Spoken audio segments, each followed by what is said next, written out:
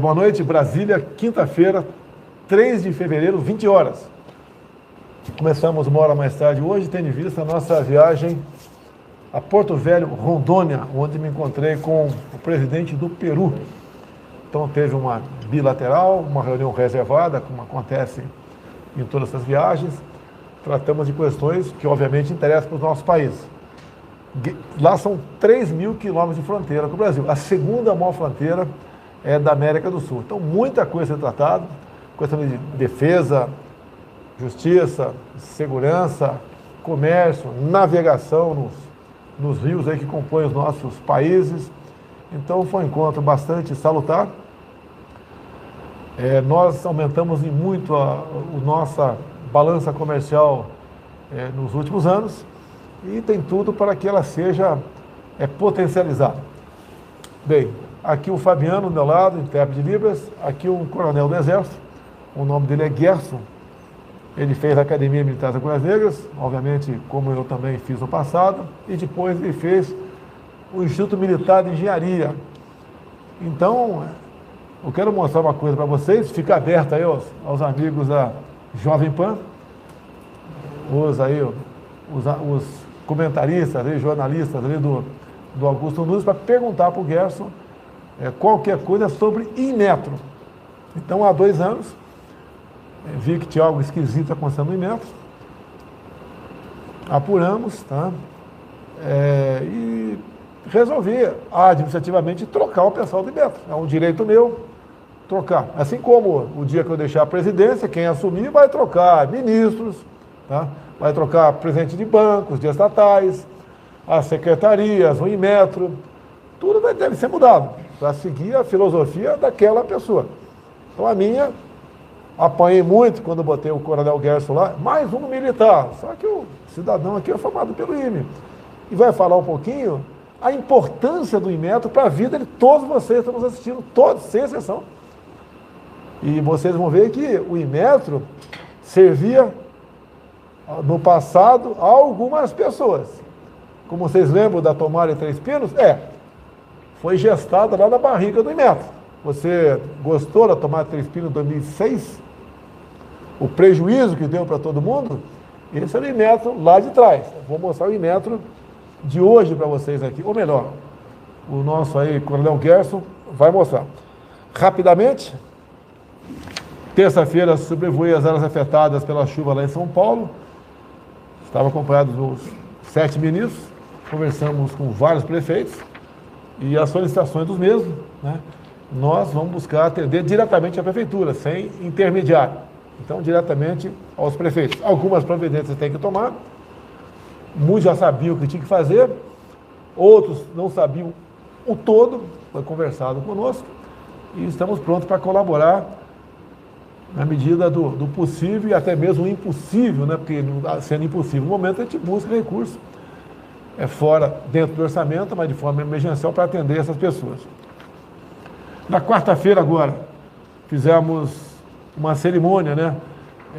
Que nasceu lá no Ministério do Onyx Lorenzoni, que trata da prova de vida do INSS. Agora mudamos. Quem tem que provar que o cidadão está vivo não é o cidadão, é o próprio INSS. Então, de dentro de casa, a pessoa agora, né, vai fazer a sua prova de vida, ou melhor, não vai precisar fazer, a não ser que seja requisitada por nós, que automaticamente essa prova de vida será feita, que são 11 itens, 11 plataformas que o INSS procura agora para saber se o seu João ou Dona Maria, com 90 ou 100 anos, estão vivos. Entre essas provas, né, 11 itens, votação nas eleições. O aposentado foi votar, olha a vantagem do aposentado votar aí, ó. O aposentado votou, logicamente foi feita uma prova de vida, então ele não vai precisar fazer prova de vida, tá? Automaticamente vai estar certificado lá que ele está vivo. Atualização no cadastro único, emissão de uma nova carteira de identidade, declaração de imposto de renda, mas a gente vê aqui como mais importante, né? A gente recomenda o idoso, o aposentado, a pensionista, a aposentada, ao exercer seu direito de voto, está feita a sua prova de vida para aquele ano. É muito comum, Gerson, você vê, sempre viu, né? em tudo quanto é governo, sem exceção. Aquela pessoa com 90, 100 anos, às vezes até mais velha, né? Pega numa maca, botada dentro de uma Kombi, de uma van, ou de um táxi, ou até na carroceria de uma caminhonete e levar para o posto de saúde. Realmente isso deixa de existir a partir de agora. Quarta-feira tive no Congresso Nacional, inauguração da 4ª sessão legislativa, um discurso de mais ou menos 10 minutos, mas tocamos vários assuntos, como, por exemplo, é do governo federal a iniciativa de comprar mais de 400 milhões de doses de vacina. Então, aqueles que acusam o governo de ser negacionista ou anti-vacina, nós compramos 400 milhões de doses. E de forma voluntária, né, as pessoas se vacinaram pelo Brasil. Então, nenhuma dose foi aplicada em nenhum lugar do Brasil que não tenha passado pelo crivo, pela compra do governo federal. Falamos também dos empregos mantidos por ocasião da pandemia, né? 2020 em especial, que mais pesou. Programas como o Pronamp, como o BEM, que manteve no 0 a 0 praticamente aquele cadastro único, CAGED, melhor dizendo, sobre empregados e desempregados no corrente ano. Falamos do programa Auxílio Brasil, já foi paga pelo 2º mês consecutivo, começou em dezembro, o novo Auxílio Brasil de R$400. A esquerda bateu muito na gente, vai acabar com o Bolsa Família. Mudou de nome, em vez de Bolsa Família, média 190, passou para o Auxílio Brasil, no mínimo R$400. Vai ajudar em muito, né? Ou tem o maior percentual de pessoas no Nordeste do Brasil. Então, uma medida que foi trabalhada, foi discutida, levou meses, trabalhou nessa medida o ministro João Roma, o ministro Onix, né? Até o Rogério Marinho, que é do MDR, trabalhou também nessa questão, muita gente trabalhou. Foi difícil aprovar no Congresso, porque PT, PCdoB e PSOL eram contra o parcelamento dos precatórios, eram contra, porque diziam que era uma proposta eleitoreira. Olha, quem está passando necessidade, né, o Estado tem obrigação de socorrer, e nós socorremos. E quase que nossa proposta não passou, porque o PT, PCdoB, PSOL, Novo, votaram contra na Câmara. Bem, foi aprovado, passou no Senado, está em vigor. Terminamos o 3º ano com recorde em titulação de terras. Ou seja, o assentado, né, que como não tinha o título definitivo, ele era muitas vezes usado pelo MST. E ao titularizar a terra, esse cidadão que está ali, ele pode dizer, essa terra é minha, o que eu fizer aqui de benfeitoria, né, fica para meus filhos e netos.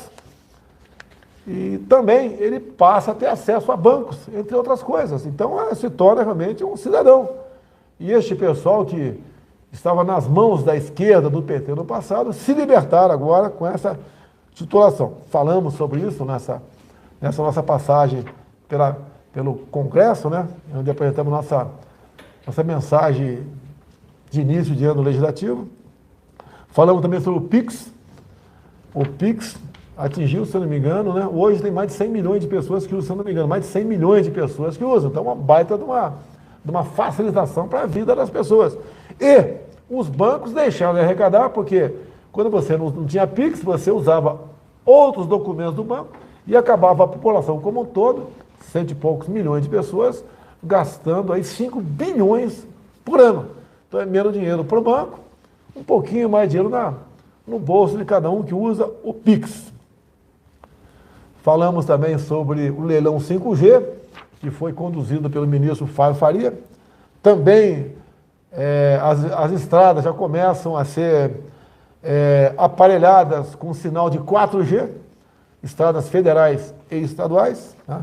Falamos também da retomada do modal ferroviário. Você é de engenharia na academia?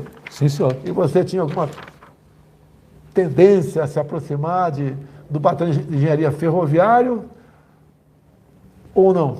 O meu pai comandou um batalhão ferroviário. Onde? O de Araguari. Legal. Quando eu era cadete, né, e no mestrado do IME eu me especializei na parte de ferroviária também. Então, se o Tarcísio sair um dia, você está pronto para assumir o lugar dele. Essa questão do modal ferroviário é algo fantástico. Já passamos de 70 pedidos, né, por parte da iniciativa privada, de construir ferrovias no Brasil. A possibilidade nos próximos anos, tendo em vista a efetivação desses pedidos, mais de 20 já foram atendidos, nós temos no Brasil, Gerson, mais 20 mil quilômetros de ferrovia. Quero fazer um convite para você. Deve ser em março, aí vai eu, Tarcísio, você vai convidar mais algumas pessoas, né? Umas 30, 40, não sei, porque vai poder cumprir essa missão tranquila. A ferrovia Norte-Sul será inaugurada, concluída no meados desse ano, e no máximo abril, eu pretendo ficar 3, 4 dias num trem, né? Com o Tarcísio, é um programão, hein? Ficar com o Tarcísio num trem 3, 4 dias, né? Ficar com o Gerson também, olha que programa de índio, hein? Vamos convidar autoridades, etc., alguns do povo, e vamos ficar 3, 4 dias percorrendo a Norte-Sul, que começa lá no Maranhão, passa por Tocantins, me ajude se estiver errado aí, Tocantins, Goiás, e vai em São Paulo até Santos. Temos outras ferrovias, que temos a FIOL, a FICO, Transnordestina, entre outras, que estão aí sendo executadas. Então, a volta do modal ferroviário é uma grande marca do nosso governo, especial, porque não dizer do nosso Tarcisão do asfalto aí. Então, essa foi a mensagem nossa lá no Senado. Vamos lá, a gente vai começar aqui. O senhor me permite, presidente? Pois não? Você manda, pô. Você é mais antigo, Não, você é coronel, eu sou capitão, pô. Presidente, sobre essa parte até das ferrovias, o Inmetro tem como ajudar também. Sim, porque o Inmetro ele faz uma acreditação de um programa que verifica certificadores de projetos e obras. O que isso significa? Que aquela empresa que está construindo uma obra ou está fazendo um projeto, ela pode ser auditada por um organismo que é acreditado pelo Inmetro e certifica que aquele projeto está correto. Isso evita corrupção, evita aqueles projetos que o cara diz que vai terminar em 2 anos e leva 5. Isso aí foi gestado, inclusive, a pedido do ministro Tarcísio, quando ele estava na Casa Civil ainda. Você vê o Inmetro, né? Muita gente não dá valor. O que é Inmetro? Tá? O Inmetro está na vida de todos vocês. Quando foi demitida toda a diretoria do Inmetro, apareceram pedidos aqui de pessoas que a gente conhece, não vai revelar o nome, né? Quantas diretorias são lá? 6 diretorias. Qual é a diretoria mais importante? Eu sei que todas são importantes, mas a mais que a alma do Inmetro, qual que é? Não, a diretoria mais importante é de metrologia científica, mas não é o cereja do bolo, não. Qual que daria margem a ter interesses com outras intenções? Qual a diretoria mais atrativa quem tem segundas intenções? São as 2 diretorias que trabalham com a regulamentação, que é a de metrologia legal e de conformidade. Então, cria-se dificuldade para vender facilidade. Acabou. O Inmetro é um orgulho para nós. E você não tem ouvido falar do Inmetro, até por quê? Porque não criou tomar de 3 pinos lá. Então, quando nós demitimos todo mundo, você indicou todos os diretores, então? Sim, senhor. Nenhum diretor teve piruada de ninguém para botar lá. Ele é o comandante do Inmetro. Assim que pergunta para o Pedro da Caixa, quem nomeou todos os diretores? Foi ele. Banco do Brasil, BNDES, Banco Central Independente. Todos os diretores, eu avalizei, indicados pelo Roberto Campos, nós assinamos embaixo, todos, sem exceção. A mesma coisa dos ministérios. Eu interferi terrivelmente no Ministério da Agricultura. Eu indiquei o Jorge Seife para ser secretário da Pesca. Está aí o Tilápia? Tilápia saiu? Eu indiquei o Jorge Seife. E uma indicação minha fantástica, né? Nós podemos, inclusive, aumentar em 40% a produção de pescado no Brasil. Se nós conseguimos com o Paraguai, porque depende do parlamento do Paraguai, que lago lá é binacional também, podemos criar tilápias compartimentadas. Só curiosidade, Gerson, acho que você não sabe dessa. Um lago, né, de 1 hectare, 100%, de forma artesanal, pode criar de 10 a 15 toneladas de tilápia por ano. Então, o tamanho do campo de futebol, de 10 mil a 15 mil quilos de peixe. Se for compartimentado, né, você fizer a criação, né, em pequenos compartimentos, você multiplica por 10 aí. Você pode tirar de 100 toneladas a 150 toneladas em apenas 1 hectare de lâmina d'água. Isso são dados da Embrapa. Olha o potencial do Brasil. Já pescou muito ou não? Não, senhor. Mas chegado, não tem paciência não? Você chegar no papiro, estudar. Sou, sim, senhor. Tem o Gerson é formado pela Academia das Agulhas Negras, pelo IME também. Tem pergunta já para esse? Então vamos fazer uma primeira pergunta aqui. De quem a pergunta é? Pro Gerson? Sim, senhor. Gerson, vamos lá, Gerson. Boa noite, presidente Bolsonaro, presidente do Inmetro, Marcos Heleno Gerson. Gostaria de saber do presidente do Inmetro sobre justamente a tomada de Três Pinos, que foi mencionada aí pelo presidente Bolsonaro agora há pouco.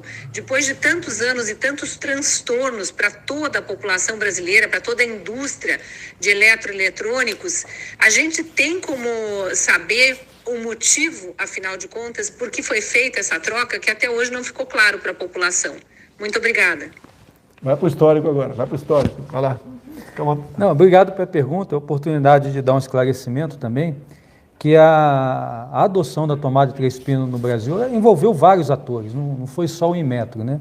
Então houve uma norma internacional que criou essa tomada de Três Pinos, a ABNT fez a importação dessa obra, dessa norma em 98, e foi adotado por uma resolução do CONMETRO, um conselho que envolve 11 ministros de Estados. 11 ministros aí da pesca, tudo quanto é ministro, 11 ministros. Eles que decidiram e deram sinal verde. Em que ano foi isso aí? Isso em 2006. 2006. Quem era o presidente?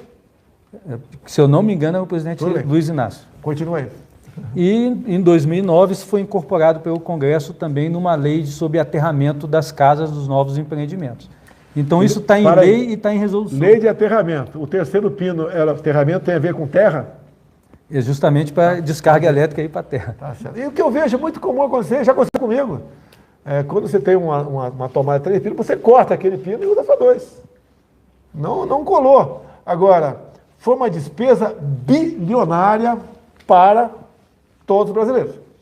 Mais alguma coisa, Gerson? E aí o que eu posso dizer, o que nós estamos fazendo para o futuro em relação a isso, né? E aí a importância do modelo regulatório que o Inmetro está lançando, estou assinando a portaria 25 de fevereiro, entrando em vigor 1º de março, que vai dar muito mais transparência, vai empoderar o próprio setor produtivo, a sociedade, que verifique o que o Inmetro está fazendo para que ele faça isso de acordo com as melhores práticas que é utilizado no mundo todo. Então vamos lá, não é só para essa tomada não é tomada normal, é para quase tudo no Brasil. Ou seja, em vez de algo ser lançado no mercado seguindo normas técnicas, obviamente, mas lá na frente pintaria uma dúvida sobre aquilo e a confusão estava pronta. Então, o que eu estou entendendo desse novo marco aí do Inmetro, você não está dizendo como deve ser feito. Você está dando poderes ao produtor, ao comerciante e ao consumidor de o que deve ser feito, é isso?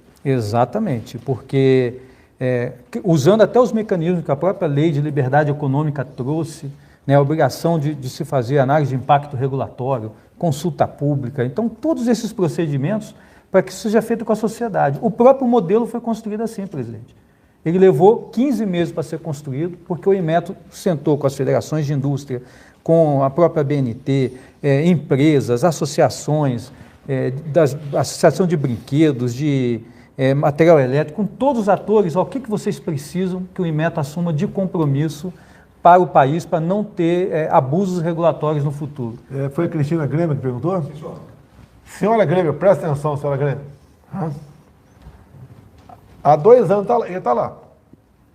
E eu descobri, há 2 anos, que uma das pessoas que bolaram, né, que levaram avante a tomada de 3 pinos, estava lá no Inmetro. Então nós trocamos todo mundo e demos com o Gerson um novo redirecionamento ao Inmetro. O que nos levou a trocar todo mundo também, que quando comecei a ver o que estava acontecendo lá, que a ideia nossa é não mexer, né? Fazer o melhor possível, se for possível, não mexer em ninguém. Nós percebemos que, entre outras coisas, estava numa gestação bastante avançada a troca de todos os tacógrafos no Brasil. Então, quem usa tacógrafo? São caminhões, ônibus, vans. Mais alguém? Tacógrafo? Tratores agrícolas, uma família deles também. Uma família de tratores agrícolas. Bem, no mínimo 3 milhões de veículos que teriam seus tacógrafos trocados. Quem ia pagar a conta? É o proprietário. E não é apenas o motorista do caminhão. quando aumenta a despesa, é obrigado a repassar aquilo no frete. O que o pessoal do Inmetro queria naquele momento lá atrás? Se eu estiver errado, você me corrige aí. O tacógrafo tem um disco de papelão e a cada 2 anos o tacógrafo é aferido. Um valor de aproximadamente R$450 a cada 2 anos. Eles iam botar um disco digital. Perfeito. E a aferição seria anual. Ou seja, em vez de R$450 a cada 2 anos, seria R$400 por ano. Então, fazendo umas contas rápidas aqui. Supondo 3 milhões de veículos, mas na verdade, esse número aí é um pouquinho maior do que isso. Então, por gasto, por ano, cada 2 anos, seria 1.350.000.000. 1.350.000.000 para os donos de carro, de empresa, de ônibus, etc. Quem está no telefone, né? Quem não quer ver, por favor, lá pode sair da sala. Está convidado a sair da sala. Né? E com a mudança do disco, um disco digital, essa aferição seria feita anualmente. Então, é mais, além, eu não sei quanto custa um tacógrafo em média, R$500? Essa informação não temos informação, mas eu vou chutar aqui R$500. Além desse prejuízo, né, desse gasto, também a questão da aferição, que custa em média R$450 a cada 2 anos. Bem, continua sendo um tacógrafo antigo, a aferição sendo feita a cada 2 anos, e um detalhe, o que você está propondo aí? Então, nesses R$450, tem uma parte que é pago, que vai para a iniciativa privada, e uma parte vai para o Inmetro. A parte do Inmetro, R$210 custa. Né? Qual a tua ideia? Já está no Ministério da Economia uma proposta de medida provisória reduzindo esse valor para R$90, entendendo que grande parte desse serviço é feito realmente pelo posto privado de cronotacógrafo. Não precisaria a União estar cobrando esse valor. Então, menos R$120 para cada caminhoneiro, motorista de ônibus, motorista de van, assim como foi a questão do DPVAT. É isso mesmo, pessoal? O DPVAT foi assim também? O pessoal não me acompanha em live aqui não, pô? Assim como a questão do DPVAT. Aqui também vamos diminuir esse valor. Mais uma coisa sobre o tacógrafo? Só a correção, não precisaria trocar o aparelho. Tá. Era só o disco de papelão pelo disco digital, e aí obrigaria a ter uma calibração anual, porque a bateria do CD ali era anual. Então vamos lá. Alguma empresa ou poucas empresas da iniciativa privada fariam essas aferições. Em vez de fazer uma aferição de R$240 a cada 2 anos, faz uma de R$240 por ano. É isso mesmo? Isso. Que maravilha, né? Olha como você pode... Olha, não quero acusar ninguém de corrupção, longe disso. Mas como você pode ficar rico no governo? É mole ficar rico no governo, mole. É uma tentação aqui você ganhar dinheiro. E quem vai desconfiar? Não, quero o disco digital, é muito mais preciso. A aferição, mesmo o dono, o motorista de caminhão, pagando em vez de a cada 2 anos, mais 1 ano, é bom para a segurança dele, não sei o quê, não sei o quê. Como é fácil? Tacógrafo digital, mais de R$1.000 qualquer um. Qualquer tacógrafo digital, mais de R$1.000. Seria mais, aqui, segundo o Guedes, seria mantido o aparelho. Isso. E você trocaria apenas o disco. Tá? Mas, logicamente, com o tempo, não teríamos mais tacógrafos. Alguém podia, com o tempo, não ter mais tacógrafo normal, né? Querer mudar no futuro também. Bem, está resolvido aqui o problema. Tacógrafo. Vou chegar em você aqui rapidamente aqui. Não vamos falar de pandemia, né? Mais de 650 mil crianças saíram da escola durante a pandemia. Sempre disse que não poderíamos tirar a criançada da escola. Questão de 1 mês, teve um editorial do Globo dizendo que tirar a criança das escolas foi um crime. Foi o Globo que disse isso, não foi eu. Olha as consequências aqui Fala da imprensa, né? Porque a imprensa atrás batia em mim. Crise joga famílias nas ruas e barracas se espalham por São Paulo. Consequência do fica em casa, a economia a gente vê depois. Não vou discutir. Mais uma que a gente acerta, né? Não precisa ter bola de cristal para acertar isso aí, é uma coisa óbvia. Você vai deixar todo mundo ficar em casa. Vai destruir certas cadeias produtivas. Tá? O informal, ficando em casa, ele não vai vender nada na rua. O cara que fabricava ali garrafa d'água, biscoito também não vai produzir porque não vai ser vendido na rua, vai quebrar a empresa. Então as consequências é isso, levar muita gente para a miséria, para a pobreza. E nós colaboramos com as pessoas. No auxílio emergencial em 2020, foram 5 parcelas de R$600, ou melhor, 5 de 600, não, 6 de 600 e 4 de 300. Nas primeiras parcelas de R$600, imputavam ao governo, né, um endividamento por mês de quase 50 bilhões de reais. Imagine 38 milhões de famílias sem ter o que comer, porque grande maioria desses 38 milhões de informais trabalhava de manhã para levar comida à noite para casa. Tá certo? E muitos não tinham nada na geladeira. Visitei. Tá? Muita gente aqui na periferia, fui de moto, fui de carro, visitei, pedia para abrir a geladeira. Eu sei que a esquerda agora está usando a mesma coisa, né? Mandando o pessoal abrir a geladeira. Olha a culpa do Bolsonaro, governo Bolsonaro. Olha, critique primeiro os governadores do PT, do PSB, partido de esquerda, que fecharam tudo. Os lockdowns mais violentos, mais rígidos, foi em São Paulo, né? E foi nos estados governados pela esquerda. Olha aqui, para que te fale em combustível. Preço médio da gasolina no Japão atinge nível mais alto em 13 anos. Lamentavelmente, a inflação pegou a todo mundo. E o Brasil não foi diferente. Agora, garanto a vocês, apesar dos preços dos combustíveis, né, que tem um fator muito forte, que é o valor do ICMS, né, apesar disso tudo, o Brasil foi o que menos sofreu reajuste em combustíveis. Gerson, só na Europa, a inflação de energia chegou na casa de 300%. Gás, um pouco mais do que isso. Tudo bem. Ô Gerson, tem outra pergunta aí, Cid? Então, toca outra pergunta aqui que eu vou engrenar aqui o Gerson aqui pro agronegócio também. Você vê a importância do Inmetro para praticamente todos os setores da sociedade. Vamos lá. Boa noite, presidente Jair Bolsonaro. Boa noite, presidente do Inmetro, Marcos Heleno. Realmente o Inmetro é uma instituição muito importante, como diz o presidente Jair Bolsonaro. Não pode sair por aí tomando decisões para acabar em prejuízos, né, à sociedade. Mas eu queria saber, presidente, qual é a participação do Inmetro assim, na definição de normas e de segurança, principalmente em pontes, em estradas, em casos como essa cratera aberta aí em São Paulo. Como o Inmetro pode garantir a segurança nesses casos? Obrigado. Obrigado pela pergunta. O Inmetro, quando existe um setor regulado, que existe um órgão regulador, ele entra numa atividade de complementar e acessória para dar apoio ao regulador dessa matéria. Então, por exemplo, se eu estou na área de veículos, nós temos o Denatran, Senatran como o grande agente regulador, que estabelece as normas e a regra.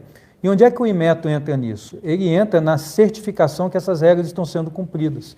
Então, os organismos de certificação que são acreditados pelo Inmetro, o programa de avaliação da conformidade que o Inmetro monta, ele garante que aquele veículo, numa inspeção veicular, ele está atendendo determinada norma. Quando nós falamos de obras, aí nós temos o regulador dentro do Ministério da Infraestrutura, a NTT e os próprios reguladores a nível estadual e municipal. Então, o Inmetro pode certificar produtos e serviços a pedido desses reguladores e mais do que isso, como eu comentei no início, com um programa de inspeção acreditada, utilizado, você tem um organismo privado que está na governança do Inmetro, ele é acreditado pelo Inmetro, mas ele certifica que esse projeto está correto. Então, você passa a ter um ente também responsável, aumentando toda essa parte de auditoria em cima de uma obra. Ô Zé Maria, essas normas regulamentadoras é uma coisa, é um cipoal de normas, vamos assim dizer. Como nós determinamos para todos os órgãos nossos, desburocratizar, desregulamentar, como foram as normas regulamentadoras. Mais de 4.000 normas regulamentadoras foram para o espaço. Eu sempre falo um exemplo claro. O fiscal chegava na empresa da pessoa, que nessa empresa era obrigado a ter um banheiro para atender o pessoal, tinham 45 itens para ser multado ou para ser fiscalizado no banheiro daquela empresa. Como, por exemplo, a pureza da água, a ventilação, se o papel higiênico era meio parecido lixo, a 00 ou não, a altura do trono da privada, a largura da porta, 46 itens, passou para 4 itens. E, por exemplo, me informou agora há pouco aqui o presidente do Inmetro, o Coronel Gerson, que ele reduziu essa legislação, essas normas, regulamentos, em 30%. E até março, a redução chegará em 60%. Ou seja, fica mais tranquilo para você operar isso daí. Ter acesso a essas normas e você poder trabalhar. Você vê uma coisa, é uma coisa inusual, né? O que é, por exemplo, eu falei de regulamentação, né? O que é decreto de luto? O último decreto de luto foi pelo Olavo de Carvalho, decretei um dia de luto para ele. Mas o que nós vimos ao longo desde quando se baixou decreto de luto no Brasil? Tínhamos 122 decretos de luto no Brasil. Então, em 2000 e pouco, muitos decretos foram revogados, por quê? A pessoa, obviamente, já faleceu, não tem mais finalidade ter o decreto de luto incorporando, né, a quantidade enorme de decretos no Brasil. E nós também revogamos algum decreto. Bem, o que aconteceu? Aconteceu que, dadas as nossas revogações, né, que foi feita há pouco tempo, 2020, falaram que eu revoguei o luto de padre Cícero, lá do Pernambuco. É isso mesmo? Tá, que cidade que fica lá? Está cheio de pau de arara aqui, não sabe que cidade fica padre Cícero, pô? Juazeiro do Norte, parabéns aí. É Ceará, desculpa, Ceará. Então, o que acontece? Dada aquela confusão toda, começaram a esquerda, né, a oposição, olha só, ele não tem respeito com o padre Cícero, e não sei o quê, não sei o quê. O que eu fiz? Eu liguei no mesmo dia, aqui para o chefe da SAGE, né, Secretaria de Assuntos Jurídicos, e falei, ô Pedro, vamos aí republicar o decreto de luto do padre Cícero. Não tinha necessidade de existir o decreto mais. Agora, a ideia dele, né? Presidente, para evitar que o senhor, né, reeditou esse decreto do padre Cícero, foi reeditado 122. Ali tinha Médici, tinha tudo quanto é tipo de gente ali. E nós resolvemos republicar 122 decretos. Prejudica aqui a nossa maneira de tratar com decretos, sim, prejudica, mas tudo bem, tá? Podia estar desburocratizado isso aí, porque a homenagem ao falecido já foi prestada 10, 20, 30, 50 anos atrás. Não precisava mais existir esse decreto, mas tudo bem. Republicamos o decreto, está tudo resolvido. A questão do Inmetro aqui é diferente. Vamos continuar um pouquinho aqui? O que visa esse novo modelo regulatório do Inmetro que você pretende publicar aí dia 25 de fevereiro? Esse é um marco até em termos de governança para a regulamentação. Então, como eu tinha dito, né, você, a partir do momento que você tem um modelo regulatório, você passa a falar de qualidade da própria regulamentação. O Inmetro está fazendo o regulamento de um produto. Esse regulamento ele é bom? Ele atinge objetivos? Ele tem como ser aplicado na prática? O benefício dele, ele compensa quanto que vai custar para a sociedade? Todas essas questões são obrigatórias a ser feitas em qualquer regulamento que o Inmetro for produzir. E mais do que isso, ele incorpora nos regulamentos do Inmetro os dispositivos da liberdade econômica. Então, nós estamos dizendo para o mercado que eles vão ter liberdade para poder inovar os seus produtos, inovar as suas próprias tecnologias, sem precisar cair num nó que ele não consegue desatar. Se eu der um exemplo rápido para o senhor, fogão, boca do fogão. Quando desliga ali a chama, tem que ser cortado o gás. O regulamento do Inmetro, ele desenha, ele chega no detalhe como tem que ser o dispositivo para cortar aquele fogo. Quando eu poderia simplesmente definir, olha, o fogão, desligou a chama, em 2 segundos tem que estar desligado o gás. Como vai ser feito isso? É o problema da empresa. Só que eu, Inmetro, vou avaliar a solução dele e verificar se em 2 segundos ele realmente cortou. Aí eu permito a inovação. Agora, se eu deixo o desenho pronto, Se ele mudar a solução dele, ele vai ter que entrar num processo de aprovação burocrático e é melhor fazer, Ele continuar pode fazendo até o que ter uma tá. solução melhor que a tua. E Normalmente tem. então, o Inmetro hoje dá liberdade, né, para o fabricante, ó, como você acha que deve ser feito, e não como eu, Inmetro, quero que faça. Essa é a grande mudança? Exatamente. Tá aqui. Agora, olha só, o Inmetro está em toda a vida de vocês aí. Então, se voltar no futuro, né, quem operou o Inmetro no passado, você vai pagar essa conta. Ok? Vamos lá. Agronegócio. Um saco de grão. Grão, soja, milho, tá? Ele tem que ter uma umidade máxima de 10%. Como é que é essa história e o que influencia para o produtor na ponta da linha e para você, consumidor, obviamente. Porque se o produtor tiver prejuízo, vai ter que pagar mais alto essa questão de que mede aí a umidade por saca de arroz e você paga a conta. Né? Não tem a dúvida disso. Você vê a importância desse cidadão aqui. Ele influencia no preço dos ovos, da galinha, da carne de porco, porque vem do milho, em grande parte, esse produto, né? O produto do milho é galinha, ovos, carne de porco, etc. Você paga a conta. Então, como era feito, como está fazendo, o que você fez para... E o que é essa história de 10% na umidade de saca de grãos? E como é que fica essa conta e para quem? O senhor comentou ali no início recorde de safra, né? Só a exportação de soja no passado foi 80 milhões de toneladas de grãos, de soja.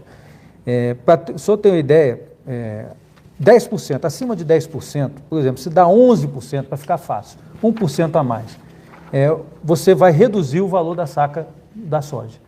Já não é aquele valor X, é um X menos algum por cento. 12% é um valor ainda maior.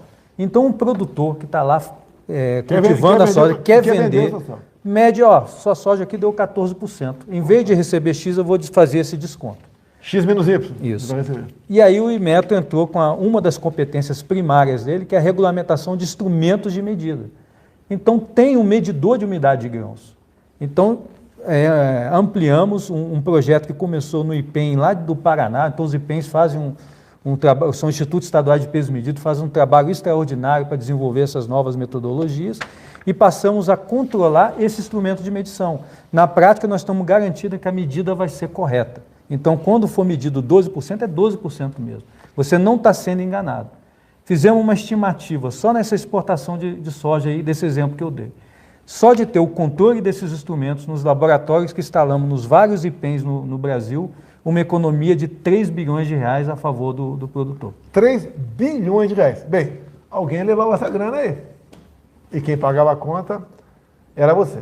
Quando eu falo em comparar meus ministros com ministros que o antecederam, pega o Tarcísio, pega o Marcos Ponce, pega o Onix, o João Roma, tá? Esse pessoal todo, e comparar, você compara também os nossos secretários. Está aqui na frente o Jorge Seife. Eu quero trazê-lo talvez na próxima live para falar um pouquinho sobre a sua atividade no Brasil. E também, por exemplo, o Inmetro. Quem é que estava antes do Gerson lá? O que o Inmetro fazia? Tomar 3 filtros, tu já sabe, né? Muita outra coisa fazia. Não vamos entrar em detalhe aqui. Tinha o chicote do táxi, uma história longa, não vamos no ocasião para estar resolvido também. Atendemos aos taxistas, entre outras coisas. Cid, outra aí. Boa noite, presidente Bolsonaro. Boa noite, presidente do Inmetro, Coronel Gerson. Eu pergunto ao presidente do Inmetro quais foram as principais mudanças ocorridas no Instituto em relação à gestão anterior, do governo anterior. Eu reputo, obrigado pela pergunta, Augusto, mas eu reputo uma mudança de cultura e mentalidade em termos de apoiar mais o setor produtivo, né?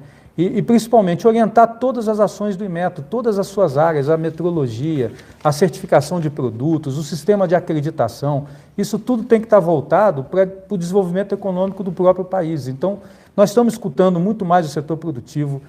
Nós temos, só para ter uma ideia, além de todas essas partes que foram colocadas, nós temos 50 laboratórios de pesquisa dentro do Inmetro, um conjunto de doutores e mestres de uma capacidade sensacional. Os servidores do Inmetro são do mais alto gabarito.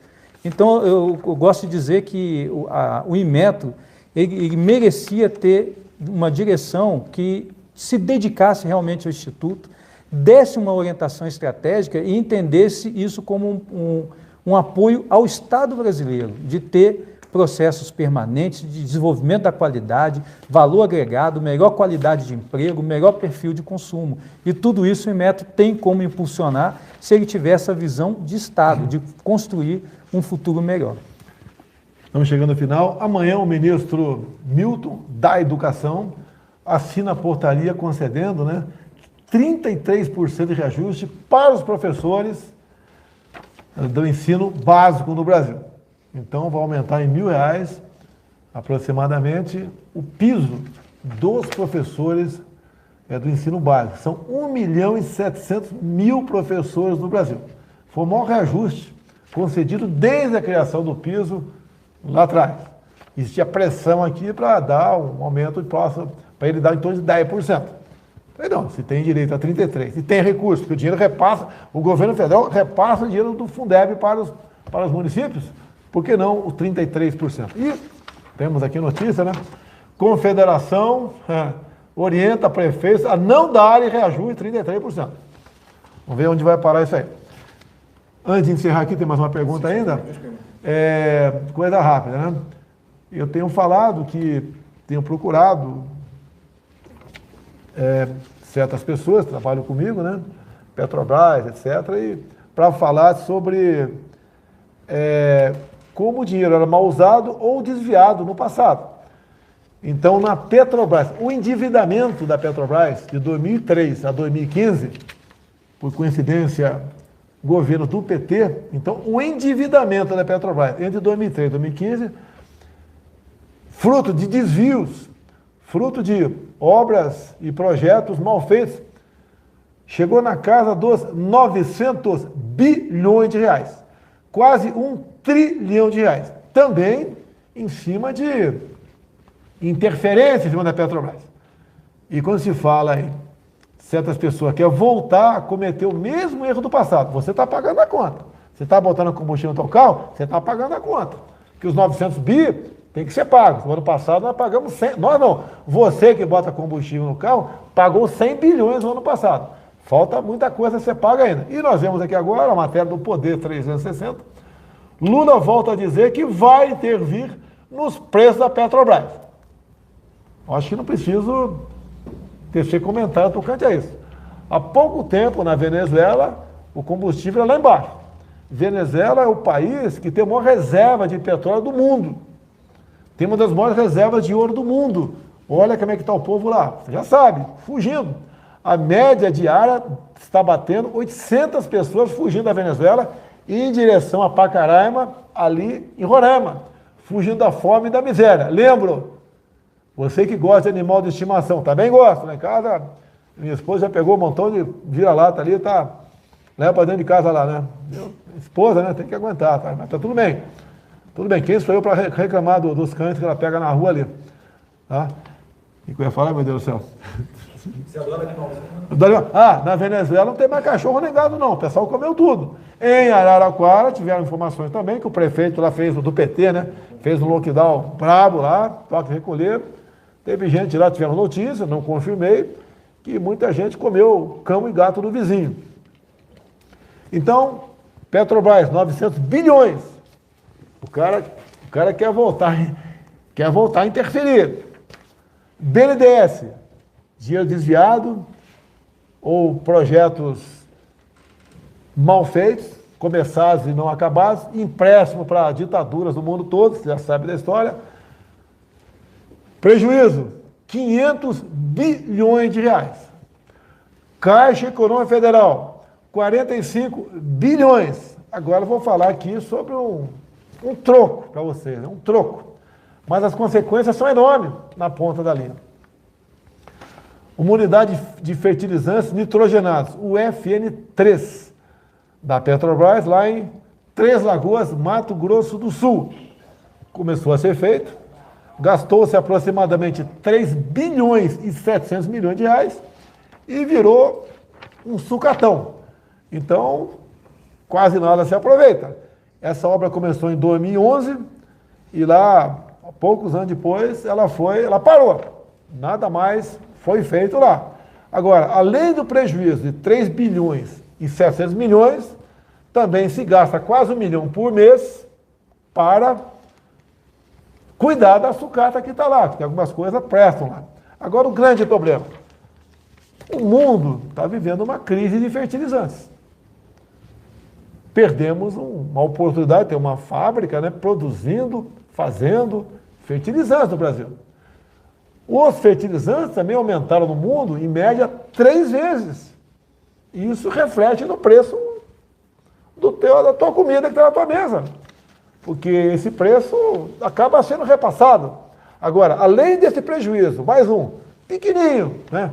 3 bi e 700 é pouca coisa para a turma lá da... Encontrei isto na web. 3 bilhões e 700 é pouco para aquela turma, né? Lembro que um dos diretores da Petrobras devolveu 290 milhões de reais. Tá? Então, a gente não produz fertilizante. Teria muito a falar com vocês. Semana que vem eu vou falar mais um pouquinho sobre uma outra estatal qualquer. Posso falar de Correios, posso falar de Itaipu Binacional, entre tantas e tantas outras estatais, alguns bancos oficiais, alguns outros ministérios, para mostrar como é que funcionava no passado o Brasil. E tem gente que acha, se você for somar, só que eu falei aqui, Petrobras, BNDES, Caixa Econômica, 961 está quase 2 trilhões de reais ao longo de 14 anos.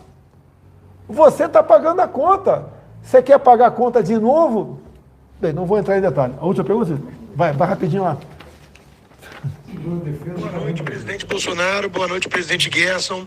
Minha pergunta é a seguinte: nós vimos na última live com o presidente Montezano do BNDES a questão da caixa preta e o levantamento todo feito de operações passadas no banco. Eu queria saber se há alguma coisa, algum trabalho, algum esforço semelhante dentro do Inmetro. Se há algum levantamento aí de quanto custou aos cofres públicos, enfim, decisões politizadas e até mesmo eventual suspeita de desvio ou de corrupção na instituição.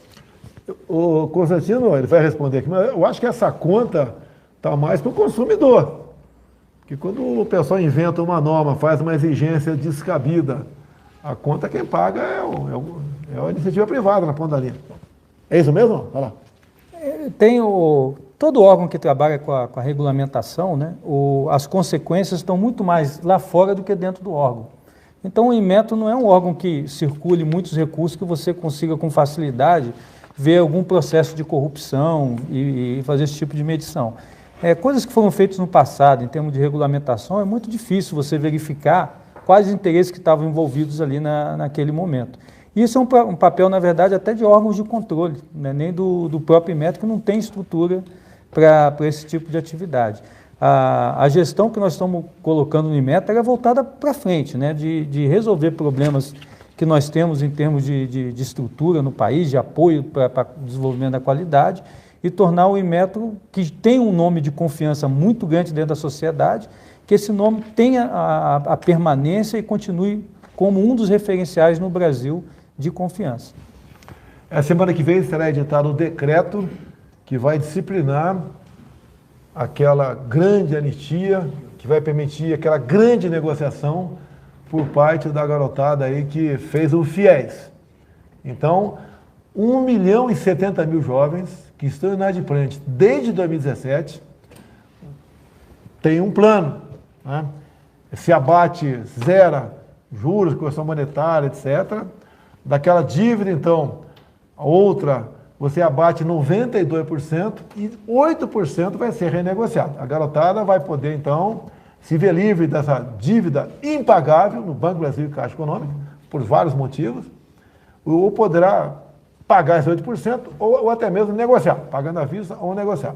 E também os demais, o perdão será de 86%. Então, um decreto a semana que vem para acertar essa questão do FIES. Uma notícia aqui, não interessa muita gente, mas interessa, no primeiro momento, ao pessoal da Polícia Militar lá do Rio de Janeiro, né? O pessoal do Corpo Bombeiro também. A partir do curso de paraquedismo no corrente ano, meados do ano, será serão convidados por parte do Exército, né, um convite junto ao governador Cláudio Castro, para que 20 policiais da nossa PM e 10 do Corpo de Bombeiros possam se voluntariar e fazer o curso de PQD lá na Brigada. Então, o pessoal que gosta de ralar aí, poxa, eu gostaria de fazer o curso de novo, tá? Já fiz em 77, gostaria de fazer de novo. Tenho certeza que não vão faltar voluntários muito bem preparados para esse curso. E a partir do outro ano, a gente vai estudar e oferecer uma menor quantidade para policiais e bombeiros de outros estados também. Você que está assistindo aí, a preferência é o 576, TV Jovem Pan, né? Quem tem a TV a cabo, TV Jovem Pan, transmite o sinal da nossa live toda quinta-feira. E também a transmissão da nossa live aqui agora no TikTok, @Bolsonaro Messias Jair. Mais uma oportunidade para o pessoal assistir a nossa live aí. A última, Cid. Boa noite, presidente Bolsonaro. Boa noite, presidente do Inmetro, Marcos Heleno. Pergunta ao presidente do Inmetro como o senhor avalia o equipamento das urnas eletrônicas e que tipo de atualização técnica o senhor acha que esse equipamento poderia receber. Obrigado. Acho que foi o Fiuza, né? Fiuza. Pela voz. Eu agradeço a pergunta, mas o Inmetro nunca foi chamado a participar e, na verdade, não está, em princípio, na competência dele. É lógico que tudo que é produto, que segue normas e processos, ele pode ser, de alguma forma, certificado. E o Inmetro está sempre à disposição da sociedade para responder quando é demandado, com o seu corpo técnico, com seus laboratórios, com seus processos, um pessoal, como eu falei aqui, muito bom, e atender demandas que nos forem solicitadas, né? Mas por iniciativa própria, não envolve segurança de produtos, por exemplo, pode envolver segurança de processos, mas o Inmetro está sempre à disposição para colaborar no que o país precisar. Fiuza, até daqui 3, 4 semanas, se Deus quiser, tá ok? O nosso Facebook, YouTube e Instagram, 60 mil. Pingo nos Is com Jovem Pan, 125 mil. E o TikTok, acabei de anunciar agora, já começamos com 5 mil. Certo? Mais uma coisa aí? Posso fazer um... Vai para o encerramento. Só para finalizar, o Inmetro ele é uma instituição apaixonante, porque ele prestou muito serviço ao país. Apesar de um deslize ou outro aí que aconteça, mas ele tem uma estrutura magnífica que é do Brasil, foi construída pelos pagadores de impostos, tem um corpo técnico extremamente qualificado e que, em grande parte, quer fazer a coisa direito. Então, se tiver orientação, ele responde. Você vai me convidar para conhecer o Inmetro? Já fui convidado algumas vezes e continua sendo convidado. A sede, onde é a sede? A sede do Inmetro é em Brasília, mas a cereja do bolo, que é o nosso centro tecnológico, está lá em Xerém. Belíssimo, qualquer visitante fica apaixonado com aquilo ali. E está à disposição, na verdade, de todos os brasileiros para conhecer essa... Vamos dar uma chegada lá assim, tá? Isso. Eu tenho uma viagem marcada para o Rio nos próximos dias. Tem um campinho de futebol para a gente pousar o helicóptero lá? Tem. Tá? Tem um campo bonito lá. Pinta um almoço para a gente também lá ou não? Pinta também. Você viu? Então, tudo bem. Então, vamos lá conhecer o Inmetro. Tá certo? Semana que vem, dias 8 e 9, estarei no Nordeste. Alguém tem a programação aí? Estarei em 3 estados do Nordeste. Dia 9, último dia, será Jardim de Piranhas, é isso mesmo? Estão fazendo lá uma jeguiata. Você é da onde? Eu nasci no Acre, presidente. Só criança. Quase. Você não é nordestino, tu é nortista. Nortista, Tá? com muito orgulho. Acabei de chegar agora, estava vizinho ali. Tu conhece lá o Rio Abunã? Já, sim, senhor. Sabia que nós, ano passado, com o Tarcísio, ano retrasado passado, inauguramos a ponte do Abunã? Quem não viu essa imagem? Aí tá. Então, semana que vem, dias 8 e 9, estamos no Nordeste. Vamos publicar nossa programação nas mídias sociais nossas. Vai ser uma festa maravilhosa. O ministro Rogério Marinho, do Desenvolvimento Regional, aí, estará inaugurando o Eixo Leste. Então, água chegando no nosso Nordeste. E não tem uma satisfação maior do que ver um irmão teu que sempre sofreu com a água, recebendo água. Então, já fui algumas vezes inaugurando trechos aí da transposição do São Francisco. E também no mês de março estarei com o nosso Exército Brasileiro, seu Exército Brasileiro, o comandante aí, Paulo Sérgio. Vamos pagar missão para o Braga Neto e também para lá, né? vamos lá ver o trabalho do Exército que cava poços artesianos. Também... Cavei no Haiti. Você cavou no Haiti? Sim, senhor. Pô, tivemos uma tragédia lá em 2010, né? Eu fui do contingente anterior. Isso. Foram mais de 200 mil pessoas que faleceram naquele terremoto. Sim, coisa senhor. terrível lá. E ali não tem rio lá no Haiti? Os rios são assoreados, presidente. São assoreados. Porque o pessoal cortou as árvores todas para produzir energia ao longo dos anos. Sem vegetação, assoreou os rios. Olha o que eu vou falar aqui. Eu estive no Haiti por 2 dias, quase 3 dias. E fui numa feirinha lá. A pobreza realmente é terrível. E lá o pessoal vende carvão. E o carvão, gravetos, aqui ó, dessa aí, espessura, desse diâmetro, né? Dessa grossura, vamos assim dizer. Realmente cortaram tudo. Não existe, eu acho que não existe árvore no Haiti. Não existe árvore no Haiti. Eu lembro quando sobrevoamos lá, não foi de helicóptero, foi de avião, né? Não deu para ter uma visão muito boa, mas vi muita... Não é aquele desmatamento que você vê aqui no Brasil, que tem uma vegetação verde, né? Rala. Não tem nada. É realmente quase virando um deserto. Então o pessoal atrás de madeira para cozinhar, madeira para carvão, realmente destruíram o país. Uma coisa mais, pessoal? Vamos embora? Pessoal, muito obrigado. Até quinta-feira que vem, se Deus quiser. Devo estar no Nordeste, a semana que vem, dia 8 e 9. E devemos fazer nossa live de lá. E vamos acompanhar. E quem puder comparecer nesse evento, uma coisa fantástica no Nordeste. Faz a exposição de São Francisco, o ministro Rogério Marinho, entregando aí o eixo leste. Até a semana que vem, se Deus quiser. Muito obrigado quem está nos assistindo, né? Quem sai da minha live agora, tem TV a cabo em casa, bota lá 576 Jovem Pan News. Augusto Nunes, um grande abraço a você e toda a sua equipe.